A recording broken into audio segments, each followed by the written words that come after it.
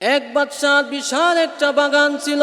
সে এক ব্যক্তিকে ডেকে বলল, তুমি যদি আমার বাগান থেকে সবচেয়ে ভালো ফল, উৎকৃষ্ট ফল নিয়ে আসতে পারো, তাহলে আমি তোমাকে পুরস্কার দেব এবং আমি তোমার প্রতি সন্তুষ্ট হব।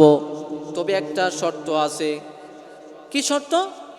শর্তটা হলো, তুমি বাগানের যেই অংশ তুমি অতিক্রম করে সামনে চলে যাবে, পিছনে ফিরে ব্রেক করে আবার পিছন থেকে ফল নিতে পারবা না। ফল নিতে হলে সামনে থেকেই ফল নিতে হবে, এই একটা শর্ত। মোহতারাম হাজিরিন, এরপর ওই ব্যক্তি জুরি নিয়ে ওই বাদশার বাগানের ভিতরে প্রবেশ করলো। ওই ব্যক্তি যখন বাগানের ভিতরে প্রবেশ করলো, তখন সে দেখে বাগানের শুরুতে ভালো ভালো ফল, উৎকৃষ্ট ফল বিদ্যমান। কিন্তু ওই ব্যক্তি সেখান থেকে ফল সংগ্রহ করে নাই। সেখান থেকে ফল সংগ্রহ করে নাই। মনে মনে ভাবে, এখান থেকে ফল সংগ্রহ করব না, মনে হয় সামনে আরো ভালো ফল বিদ্যমান আছে, মনে হয় সামনে আরো ভালো ফল আছে, আমি সেখান থেকে নিব এবং বাদশাকে সন্তুষ্ট করব, পুরস্কার নিয়ে নিব। এই জন্য এই লোকটা বাগানের শুরু থেকে ফল নেয় নাই। সে সামনে চলে গেল। সামনে যখন চলে গেল, ওইখানে দেখে আরো সুন্দর সুন্দর ফল বিদ্যমান, আরো ভালো ভালো ফল বিদ্যমান। পথিক বলল, আমি এখান থেকেই ফল নিয়ে নিব,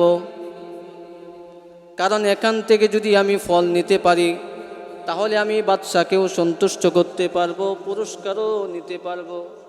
কিন্তু শয়তান তো প্রত্যেকের সাথেই থাকে।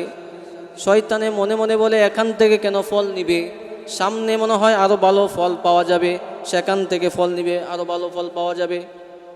এই যে শয়তান তাকে ওয়াসওয়াসা দিয়ে দিল, কুমন্ত্রণা দিয়ে দিল, সে সেখান থেকেও ফল গ্রহণ করে নাই, সামনের দিকে অগ্রসর হয়ে গেল।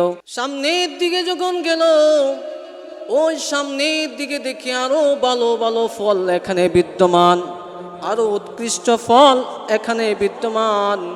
কিন্তু ওই ব্যক্তি সেখান থেকেও ফল সংগ্রহ করে নাই। মনে মনে ভাবে, মনে হয় বাগানের একদম শেষ প্রান্তে ভালো ফল পাওয়া যাবে।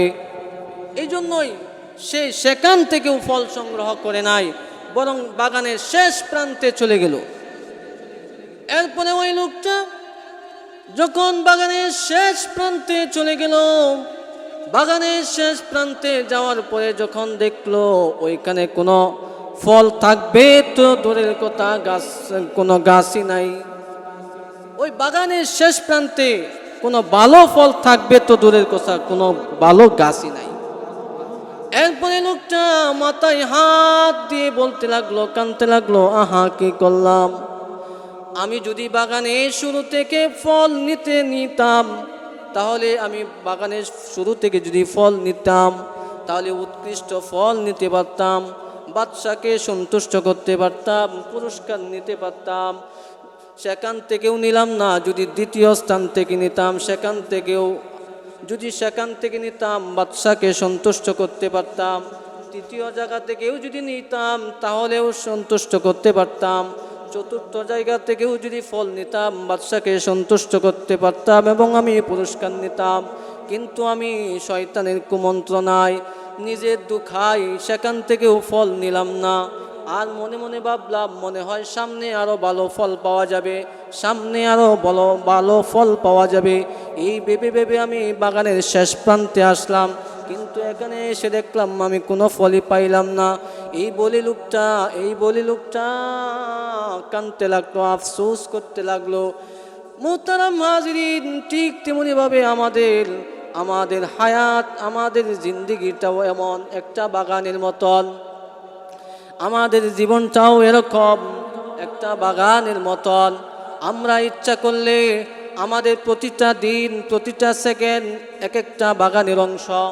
আমরা ইচ্ছা করলে এই বাগান থেকে ফল সংগ্রহ করতে পারি। কিন্তু ভাবি, আজকে না, আজকে না, আগামীকাল থেকে আমি ভালো হয়ে যাব, আগামীকাল থেকে আমি নেক কাজ করা শুরু করব, আগামীকাল থেকে আমি মসজিদে যাওয়া শুরু করব।